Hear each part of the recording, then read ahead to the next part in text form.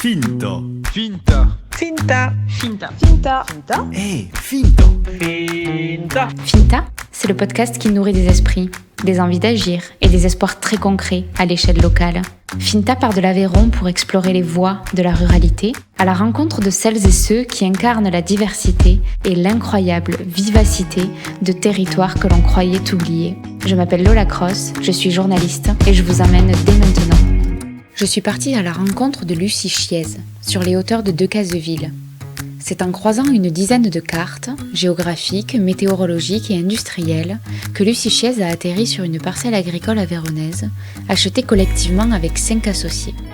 Tous citadins, venus de Lyon et de Paris, ils ont ressenti le besoin viscéral de retourner à la terre, devant l'imminence d'un effondrement de notre civilisation industrielle. Loin des survivalistes terrés dans des bunkers, Lucie et ses associés préparent leur autonomie, alimentaire comme énergétique, et forment des stagiaires à l'absorption des chocs par l'adaptabilité. Mais c'est par l'épanouissement individuel et le désormais fameux développement personnel que cela passe. Reconnue sur les réseaux sociaux pour ses collab solutions, Lucie Chiez part de l'intime pour penser un changement collectif d'ampleur. Son propos est chargé d'enseignement et d'inspiration. Méconnu, il peut déranger, parce qu'il touche à nos maigres certitudes et nos plus grandes peurs. Mais savoir que Lucie Chiez a choisi de vivre ici, en Aveyron, m'intéresse réellement.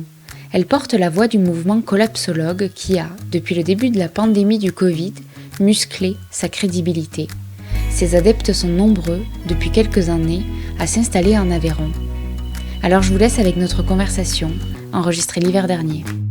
Bonjour Lucie, est-ce que pour commencer, tu pourrais te présenter ? Alors, je suis Lucie, j'ai 47 ans. J'ai, en 2003, fait une dépression parce que j'ai vu un long tunnel jusqu'à la retraite parce que je venais juste d'être titularisée sur un poste de secrétaire médical dans un hôpital. Et du coup, je me suis un peu écroulée. Voilà. J'ai dû me reconstruire. J'ai essayé de me diriger vers les choses qui me faisaient du bien, qui me rendaient vivante et qui m'épanouissaient. Et j'ai trouvé, après quelques pérégrinations, la permaculture. De ce moment-là, j'ai commencé vraiment à apprendre, me former dans plein de domaines différents et évoluer. Et depuis, je suis de plus en plus moi et je suis de plus en plus heureuse. Parce qu'elle est fondatrice de la permaculture, est-ce que tu peux, dans ton parcours et qu'on va la retrouver tout au long de l'entretien, est-ce que tu peux nous expliquer ce que c'est ? Permaculture, c'est un outil. C'est un outil, une méthodologie qui te permet de créer un écosystème adapté à qui tu es et à où tu es. C'est-à-dire que tu vas créer un écosystème résilient, durable, qui va s'enrichir. Le temps passant, il va s'enrichir de plus en plus. Mais il va te correspondre. Ton voisin, même si tu habites dans un lotissement avec le même type de terrain, les mêmes maisons, ton voisin ne fera pas du tout la même permaculture que toi. Parce que c'est vraiment toi, qui tu es, comment tu t'épanouis, c'est quoi qui te fait vibrer et le terrain où tu es. Voilà. Et la méthodologie qu'on trouve, qu'on appelle le design fonctionnel en permaculture, ça te permet de te poser les bonnes questions, de faire un bilan extrêmement précis et exhaustif des limites et ressources, autant les tiennes que celles de l'endroit où tu es. Et à partir de là, tu as des outils d'analyse pour créer ton écosystème adapté à qui tu es. Est-ce que ça passe forcément par le travail de la terre ? Non. C'est pas forcément un potager en permaculture. Permaculture, c'est une autonomie. L'autonomie, ça se fait à l'échelle d'une communauté de communes. Tout le monde ne travaille pas la terre. Il y a des artisans, il y a des soignants, il y a des gens qui vont communiquer, qui vont compter, qui vont penser. L'autonomie, ça peut se créer à plein de niveaux et la permaculture peut être utilisée dans une entreprise, dans une famille, dans une association. Ce n'est pas que une autonomie alimentaire, ce n'est pas que du jardin. Donc là, on a posé les bases de ce qui est ton métier aujourd'hui, puisque tu es formatrice en permaculture. C'est mon deuxième métier, oui. J'ai 2 métiers. Donc le premier ? Ils sont à peu près à égalité, sauf que j'ai beaucoup plus développé la formation actuellement, parce que ça prend du temps, mon second métier. C'est pépiniériste. J'ai la passion de toutes les plantes vivaces et pérennes. Les plantes pérennes, Ce sont des plantes soit vivaces, c'est-à-dire qu'elles vont rester en place plusieurs années, comme dans le potager, on peut trouver les artichauts, les asperges par exemple. Mais aussi, dans les plantes pérennes, il y a aussi des plantes annuelles qui vont se ressemer très facilement. Les blettes se ressèment très bien, les salades se ressèment bien aussi. Donc là, on a posé tout le vocabulaire technique pour mieux comprendre tout ce qui va suivre. Là, on se retrouve toutes les deux. On est dans un petit village à côté de Decazeville, à Saint-Parthem. On est à la lisière du Lot. On n'est pas très loin du Lot et pas très loin du Cantal non plus. Ouais. C'est vrai, on est à la frontière des 3 départements finalement. Qu'est-ce qui t'a amené en Aveyron ? J'ai croisé plusieurs cartes en fait, enfin, plusieurs dizaines de cartes. J'ai croisé des cartes sur le climat, l'ensoleillement. Bon, je me suis focalisée sur la partie sud de la France parce que j'ai mon réseau dans le sud de la France. Donc dans les cartes, il y avait aussi les montants des taxes d'habitation, la proximité de sites Céveso, de centrales nucléaires. Je me suis intéressée à ce qu'on appelle la diagonale du vide en France. Il y a une diagonale qui est beaucoup moins peuplée. Et bref, en croisant ces dizaines de cartes, j'ai trouvé différents endroits qui convenaient à mon projet qui était justement de faire une pépinière de plantes vivaces comestibles et d'avoir quand même un climat assez doux pour pouvoir avoir une saison de culture beaucoup plus longue que celle que j'avais auparavant parce que j'étais en Lozère à 1000 mètres et on avait 4 mois de culture possible.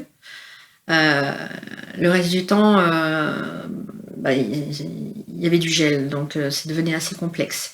Et il fallait, pour créer son autonomie, il fallait travailler 4 mois pour une autonomie sur l'année, c'était complexe.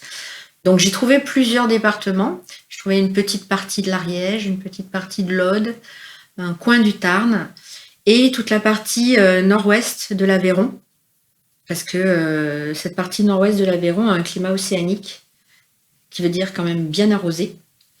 Et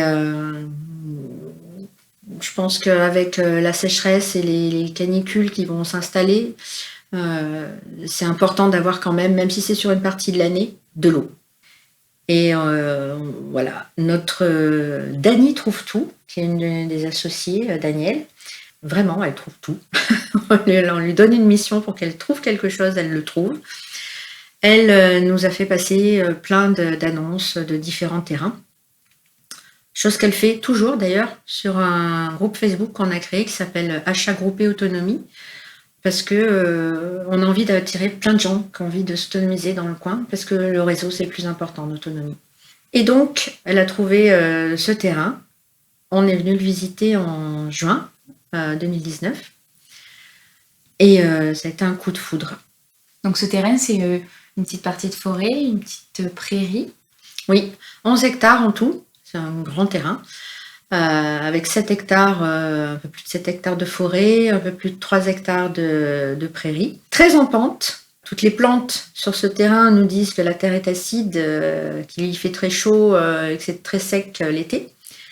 Parce que oui, les plantes racontent le sol. Et on a surtout énormément de châtaigniers, donc quand même une base d'autonomie alimentaire importante. Et surtout, ça c'était la priorité dans la recherche qu'on faisait.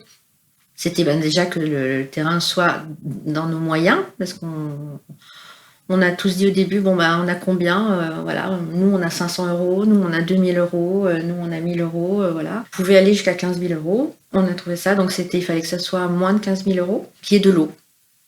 C'était une condition sine qua non. Qu'il y ait du bois, une forêt, c'était bien, et la possibilité de construire à minima du bâtiment agricole. Voilà. Et on a trouvé tout ça sur un terrain très en pente, avec une accessibilité très compliquée, mais pour un projet qui n'est pas totalement agricole, qui n'est pas qu'agricole, parce qu'il n'y a que moi qui suis agricultrice sur tous les associés, il faut s'habituer de toute façon à ne pouvoir accéder qu'au terrain qui sont pas mécanisables, qui sont compliqués, qui sont en friche, qui viennent d'avoir une coupe rase, etc., etc.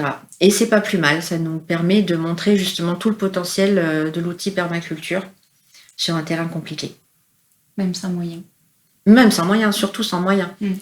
Parce que le projet plus global, donc toi tu parlais d'une pépinière, mais le projet il est quand même collectif. Vous êtes 6 associés Oui, à avoir acheté ensemble ce terrain oui, pour un projet collectif à moyen long terme, enfin plutôt long terme quand même, oui, qui est celui d'être autonome, oui, une autonomie alimentaire, ok, à minima. à minima alimentaire. Voilà. C'est un terrain sur lequel vous accueillez aussi des stagiaires. Voilà. En fait, quand j'ai créé le groupe, enfin, j'ai lancé un appel, en fait. Fin 2018, j'ai lancé un appel, j'ai dit je cherche des gens qui ont envie d'acheter un terrain avant-hier. Parce que je ressentais une grande urgence. Et je me suis retrouvée avec des gens qui ressentaient cette urgence viscérale aussi, d'avoir un terrain. Sur la base de autonomie alimentaire, énergétique si on peut s'y installer, où tout le monde doit par contre à minima être formé à la permaculture et à la permaculture humaine. Comme ça, on a les outils de communication pour pouvoir créer nos propres façons de communiquer à l'intérieur de notre groupe qui est particulier, parce que nous sommes tous des individus uniques, donc chaque groupe est particulier. La permaculture, parce que comme ça, on n'a pas besoin d'expliquer sans arrêt pourquoi on fait les choses de telle ou telle façon. On s'est retrouvés à 6 personnes, un peu plus d'abord. D'autres personnes vont arriver un peu plus tard, parce qu'elles ne pouvaient pas s'engager financièrement tout de suite. Mais on s'est retrouvés à 6, donc Daniel et Daniel, les Daniels, qui sont nos retraités. Céline, une amie qui reste à Lyon et qui viendra, qui vient déjà en vacances en fait, qui vient aussi et qui est intervenante sur certaines formations que j'ai formées d'ailleurs il y a quelques années à la permaculture, et qui viendra si un jour elle a envie de quitter Lyon. Amélie, qui est ma meilleure amie, qui est en fauteuil roulant, qui est notre référente accessibilité handicap. Et Olivier et moi-même, qui sommes tous deux formateurs en permaculture humaine pour Olivier et permaculture pour moi. Voilà.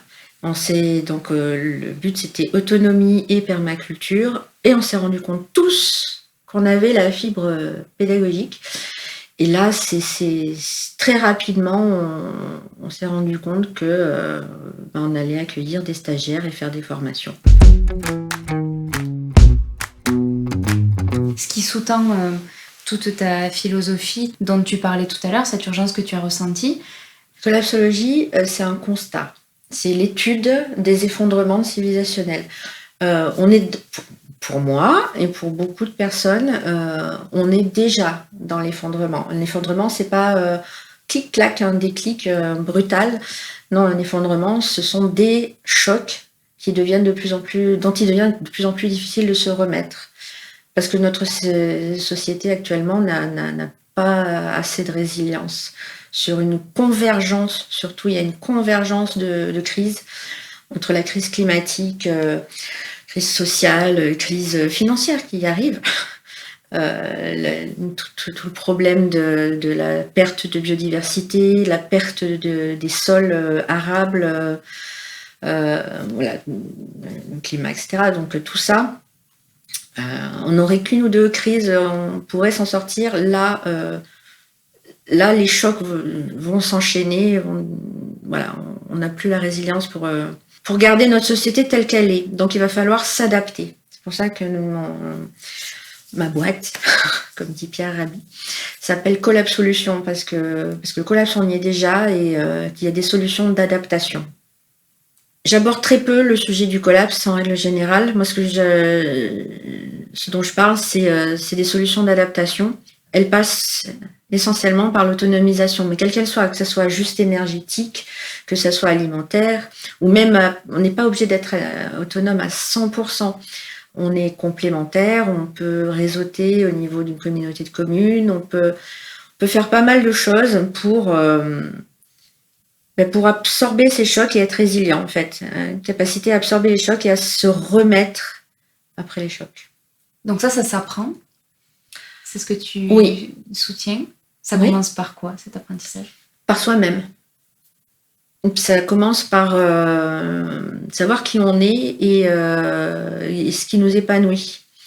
C'est bizarre de dire comme ça, mais quand j'accompagne quelqu'un pour un design, ce qu'on appelle design de vie, par exemple, la première question que je lui pose, c'est qu'est-ce que tu ferais de tes journées si tu avais le choix ? Et parfois, et ça c'est triste, parfois les gens sont dans l'incapacité de me répondre parce qu'ils se sont même pas posé la question. C'est par ça qu'il faut commencer, parce que ce qui vous nourrit, ce qui vous épanouit, c'est ce qu'il faut mettre dans votre vie. Alors on appelle ça l'ikigai, on appelle ça le tropisme, mais on ne fonctionne correctement, et ça c'est la neuroscience qui le dit, on ne fonctionne correctement que si on est heureux et épanoui, parce que dans ce cas-là, on réfléchit mieux, on est en meilleure forme physique, et on est en plus contagieux. En trouvant ce qui nous épanouit, on trouve aussi la motivation de changer de vie. Est-ce que ça veut dire rejeter en bloc une société telle qu'elle est construite aujourd'hui, ou est-ce que ça veut dire trouver sa voie dans cette société? Il y a plusieurs façons de faire, en fait. Ça dépend des gens. Les gens qui ont besoin de rester dans la société pour diverses raisons. Souvent, c'est une raison qui a trait à un besoin fondamental de sécurité. L'autonomie ne veut pas dire faire sécession. Construire à côté permettra peut-être de ne pas être embarqué dans l'effondrement sociétal. On peut rester en ville et faire de la permaculture en ville. On peut s'installer à la campagne. On peut être chacun chez soi tout en mutualisant. Il y a autant de chemins que de personnes. Premier exercice que je donne aux gens que j'accompagne, c'est d'écrire tous les soirs leurs 3 petits bonheurs de leur journée. Pour 2 raisons. La première, c'est que cette liste de petits bonheurs, au bout de quelques semaines, ça va nous permettre de déterminer des besoins fondamentaux qui nous rend heureux, c'est ce qui nous épanouit. Mais aussi, la neuroscience nous explique que ça nous muscle le bonheur. Et plus on reconnaît ces beaux moments, plus on baigne dans des hormones de bien-être et plus on est heureux. Et ensuite, dans toutes les branches de l'autonomie, alimentaire, énergétique, mais aussi l'habitat autonome, la mobilité. Il y a plein de domaines. On va trouver celui qui nous correspond le plus, en fait. Celui ou ceux qui nous correspondent le plus. Les gens qui me disent « Oui, mais je sens une urgence. Il faut que je fasse. » Il faut commencer par apprendre. Et apprendre en faisant, c'est pas plus mal non plus. Il y a une phrase qui m'avait marquée, que tu m'as dite quand on s'est vu la première fois, c'était si la société vient à s'effondrer, le seul bagage avec lequel on partira, c'est celui que l'on est, en fait, c'est notre connaissance finalement. C'est pas l'idée des collapsologues qu'on peut avoir en Amérique dans des bunkers avec des stocks de conserves pour les 30 prochaines années. Tu t'inscris dans un mouvement qui est quand même différent. Oui, alors ça, ce dont tu parles, c'est pas des collapsologues, ça s'appelle des survivalistes. Ça date des années 70, c'est Kurt Saxon qui a trouvé ce mot, survivaliste. Ça décrit des gens qui vont faire des stocks alimentaires et qui vont faire des stocks d'armes aussi pour protéger les stocks alimentaires. C'est très restreint. Ça s'est un peu agrandi. Maintenant, il y a des gens qu'on appelle des preppers, des doomers, des autonomistes, des permaculteurs. Bref, tous ces gens-là, quelle que soit l'étiquette qu'on peut leur poser, ils vont dans la même direction, c'est s'autonomiser, se prendre en charge, essayer d'être le moins dépendant possible d'un système qui se casse la figure, ce qui n'est pas plus mal. Et donc, ça commence par apprendre, parce que si vous êtes un survivaliste, par exemple, que vous avez un super stock dans votre bunker, plein d'armes, si à cause de l'artificialisation des sols, votre bunker il se retrouve dans une coulée de boue, dans une inondation, eh bien vous allez partir à poil. Mais si vous savez faire des choses, si vous savez comment purifier de l'eau, si vous savez quelles sont les plantes comestibles que vous pouvez croiser, si vous savez assurer les bases de votre survie, vous avez bien plus que ce qu'un stock pourrait vous apporter. Et moi, comme j'ai mis très longtemps à pouvoir accéder à la terre, j'en ai profité de ce temps-là pour apprendre, faire, expérimenter. Donc j'ai fait des formations, j'ai appris beaucoup de choses en autodidacte. Merci YouTube, merci Olduvai aussi, un site qui est, un forum qui est aussi un site qui parle de tout ce qui peut aider pour anticiper une crise. J'ai fait beaucoup de woofing aussi. C'est-à-dire aller travailler Oui. dans des fermes, souvent contre l'hébergement. Voilà, hébergement, repas, on donne un coup de main. En règle générale, c'est 4 heures, 6 heures contre le gîte et le couvert, et on apprend. Donc montrer l'exemple, montrer ce qui est faisable, montrer que c'est accessible, même quand on est une femme, même quand on est retraité, même quand on mesure 1,52 m, même quand on est en fauteuil roulant, même quand on n'a pas d'argent, ou très peu. C'est ce que tu as envie de faire quand tu accueilles des stagiaires, quand tu transmets? Oui. Je vais leur montrer que c'est possible. Vraiment, c'est possible pour tout le monde. Quand on est coincé dans le système actuel, où en fait on a tellement de charges qu'on fait que courir après l'argent, il y a des moyens de s'en détacher. Alors je dis pas hop du jour au lendemain, paf, on lâche tout et on va s'enfermer à la campagne. Non, on va pas à la campagne tout seul dans son coin. On s'installe dans un réseau où on part avec son réseau. Ça se prépare, ça se fait petit à petit. Moi j'ai commencé vraiment mon autonomie avec un investissement de 400 € pour avoir une petite autonomie énergétique sur 6 mois de l'année pour ce que j'appelle mes postes communication, divertissement, éclairage. Voilà. C'est-à-dire, qu'est-ce que tu avais? J'avais un modem, des petits modems galets 4G, téléphone, une tablette, des piles rechargeables pour, une lampe frontale, plein de petits appareils comme ça. Et en fait, plein de petits appareils qui se rechargent en USB, en fait. Des lampes LED aussi, parce que ça consomme très très peu. Et avec ça, sur 6 mois, avec un investissement de 400 €, j'avais un panneau, un régulateur, un convertisseur, une batterie gel. Et avec ça, j'avais mon autonomie sur 6 mois. En rajoutant 2 panneaux, j'avais une autonomie sur l'année. Après, j'avais la possibilité, moi, d'installer une caravane sur un terrain agricole où je comptais m'installer à l'époque. Donc, j'avais 100 € de loyer par an. La caravane, 400 € d'investissement pour avoir mon autonomie. Comme je ne pouvais pas gagner énormément d'argent, j'ai décidé de ne plus en dépenser. Et donc, chaque investissement, depuis 2003, c'est un investissement pour pouvoir à terme baisser mes charges, pour faire des économies. Donc, plus je fais des économies, plus je peux mettre d'argent de côté pour pouvoir acheter quelque chose qui va me permettre de faire encore plus d'économies, de baisser encore plus mes charges. Et actuellement, j'ai moins de 200 € de charges par mois, en comptant tout. Loyer, électricité, assurance, le poste téléphonie, c'est le poste le plus important en fait. Toi, pour arriver jusqu'où tu es aujourd'hui, c'est un chemin que tu as commencé en 2003 finalement, après ta dépression. C'est un chemin qui est long. Est-ce qu'un jour tu as douté, tu as regretté des choix que tu as fait, ou tu es persuadée d'avoir trouvé le chemin qui t'épanouit? Alors, j'ai douté au début. J'habitais en ville, je suis née à la campagne, mais j'habitais en ville. Je me disais, et si tu arrives à la campagne et qu'en fait, ça va pas du tout, que tu te sens hyper isolée, que tu supportes pas tout ce verre, etc. Alors, c'est en faisant qu'on sait. Donc, je suis allée à la campagne. Voilà. On peut tester, on peut y passer très vite, ça ce doute s'est calmé. Je considère personnellement que je vis dans le luxe. J'ai très peu de moyens. Mon luxe, c'est que mon temps m'appartient. Je vis dans le luxe. J'ai un terrain que j'ai acheté à 2500 €. J'ai pas de crédit. J'ai un peu honte des fois. J'ai vraiment de la chance. J'ai travaillé pour avoir cette chance. J'ai fait des sacrifices pour avoir cette chance-là. Et ça en vaut la peine. Ce que tu fais, tout le monde n'est quand même pas capable de le faire. Tu en as conscience. Oui, mais tout le monde n'est pas obligé de faire ça. Il y a plein d'autres façons de s'autonomiser. Ça, c'est la mienne. C'est mon design. Ça ne fonctionnera pas avec d'autres personnes, du tout.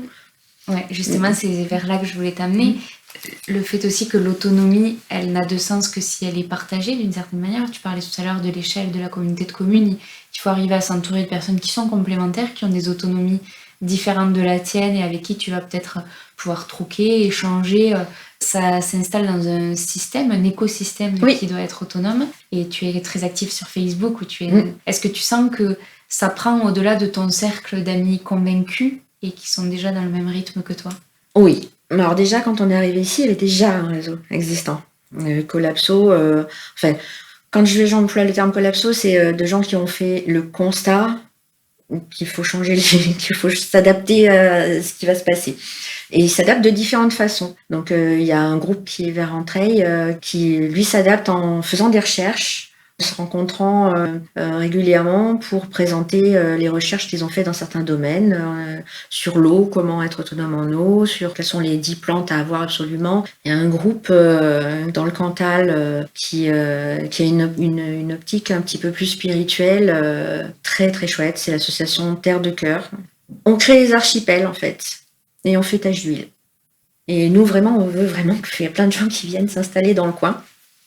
Par rapport à cette convergence des crises, à cet effondrement dont tu parles, on peut se sentir démuni, voire même déprimé devant l'ampleur de cette tâche qui est mondiale. Comme tu disais, on ne sait pas par quelle boule prendre et puis pourquoi pas continuer sur cette voie, tant pis si on va dans un mur, on y va tous ensemble. Comment tu fais toi pour rester optimiste, du moins suffisamment pour être dans l'action en fait? Alors, je suis pas optimiste. J'en avais bien peur. Je suis pas optimiste. J'ai de l'espoir quand je rencontre mes stagiaires, par exemple. J'ai de l'espoir quand je rencontre certaines personnes qui ont compris 2-3 trucs et qui ont envie de changer les choses. Je comprends quand on se rend compte réellement avec lucidité de où on est et où on va, je comprends qu'on fasse une dépression. On ne pourra pas y couper, mais on pourra s'y adapter. Plus on sera nombreux, plus ça sera facile. Mais j'ai rencontré des gens tellement formidables qui ont tellement... Qui ont compris et qui ont envie vraiment de changer les choses à leur échelle, que je me dis que ça va être dur, mais que c'est possible. Que dans l'histoire, il y a eu des catastrophes qui, à l'époque, étaient... à certains endroits, dans certains pays, il y a eu des guerres, etc. Il y a eu des reconstructions. Je pense que l'humain a une grosse capacité d'adaptation. Il faut vraiment passer l'info sur... Il y a des façons de s'adapter. Et la première façon de s'adapter, c'est d'apprendre et de s'autonomiser. Si tu devais retenir 3 choses que tout le monde devrait savoir faire, ce serait quoi ? Communiquer, réellement, parce que je pense que c'est un des plus gros problèmes actuels. Je pense que des bases de communication bienveillantes, ça serait déjà pas mal, parce que si on communique, on peut échanger. Ensuite, mais ça dépend de la vitesse de l'effondrement en fait. Si ça va vite, il faut savoir purifier l'eau et savoir au moins les plantes sauvages comestibles. Ça pourrait choquer, mais chasser, piéger. Et comment, ne serait-ce que, je propose ça dans certains de mes cours, grâce à des voisins qui font des canards et des poules. Je propose certains stagiaires, s'ils le veulent, d'aller apprendre à tuer, plumer, vider de la volaille. Parce que juste ça serait déjà pas mal. Ça, c'est vraiment... rapidement, mais sinon les connaissances, je pense que un outil comme apprendre à faire un design de permaculture en fait, ça permet d'avoir le début de la pelote et de savoir vers quoi se spécialiser pour apprendre encore plus. Et cet outil a été créé justement suite au constat d'effondrement du Club de Rome de Limit to Growth, des limites de la croissance, du rapport Meadows. C'est un outil pour anticiper et s'adapter à l'effondrement. Et le réseau, faire réseau. Tu parles d'urgence, selon l'urgence de l'effondrement, toi tu le vois à quel horizon là ? Est-ce que c'est quelque chose que on est déjà dedans en fait. On est déjà dedans. Là par exemple, une année comme celle qu'on est en train de traverser, on a une crise sanitaire qu'on est nombreux à connaître pour la première fois. Est-ce que pour toi ça participe de l'urgence et ça ouvre les yeux peut-être plus que tout autre événement ? Alors le confinement, je pense, ça a permis à plein de gens de sortir la tête du guidon, du métro boulot dodo, de commencer à chercher, à se poser des questions. Et ne serait-ce qu'avoir du temps pour réfléchir et pour chercher. Et je pense que c'est plutôt pas mal. C'est plutôt positif. Les épidémies, elles reviennent, les grosses épidémies reviennent tous les siècles, de toute façon. Cette pandémie, c'est un choc parmi d'autres, parmi tant d'autres. Il y aurait que ça serait pas grave. Le problème, c'est que il y a une convergence de crises, convergence de chocs qui vont faire que s'accélérer. On aura de plus en plus de sécheresse et de canicules, de plus en plus d'épisodes pluvieux violents, en fait, qui créeront des inondations, des coulées de boue, des problèmes, des coupures. En fait, tout ça va miner les services publics et il y aura des coupures d'eau, des coupures d'électricité, le chômage et une criminalité qui augmente. En fait, tout ce qui va avec les crises, en fait. Qu'est-ce qu'on fait ? On se crispe sur un mode de vie qui est basé sur la compétition, sur le manque d'empathie, sur la capacité à écraser l'autre, ou on revient à ce qu'on sait très bien faire, en fait, parce qu'on est câblé pour s'entraider, réellement. On revient au réseau et à faire ensemble, à s'entraider. Voilà. Et je terminerai avec ça, c'est que si je suis pas une ermite dans une forêt et que je vois encore des gens, c'est parce que la neuroscience fait une découverte qui est quand même fascinante. Quand on s'entraide, qu'on soit l'aidant ou l'aidé, il se passe exactement la même chose dans le cerveau, c'est-à-dire vraiment l'imagerie résonance magnétique, les mêmes zones qui s'illuminent, et dans le corps, c'est le même lâcher d'hormones de bien-être. Qu'est-ce que ça veut dire ? Ça veut dire qu'on a des hormones de récompense quand on s'entraide. Ça veut dire qu'on est câblé pour s'entraider. Voilà, tout simplement. Et de toute façon, c'est pas avec nos petites dents pas pointues, notre vue qui est pas très très bonne, notre odorat qui est quand même pas top, et nos muscles pas très très développés qu'on a survécu autant de millénaires. On a survécu parce qu'on a vécu en tribu. C'est une bonne conclusion, ça donne espoir quand même de se dire que la clé elle est peut-être là et commencer par Elle est totalement là, elle est que là. Merci Lucie. Merci Lola. Merci, vous êtes arrivés au bout de ce nouvel épisode de Finta. S'il vous a plu, parlez-en autour de vous, partagez-le à vos amis, c'est le meilleur soutien que vous puissiez apporter à Finta pour qu'il continue son chemin. Retrouvez Finta sur Instagram et sur Facebook, finta.lepodcast, pour ne rien rater des nouveaux épisodes et de leurs coulisses. On se retrouve dans 15 jours. D'ici là, gardez l'œil ouvert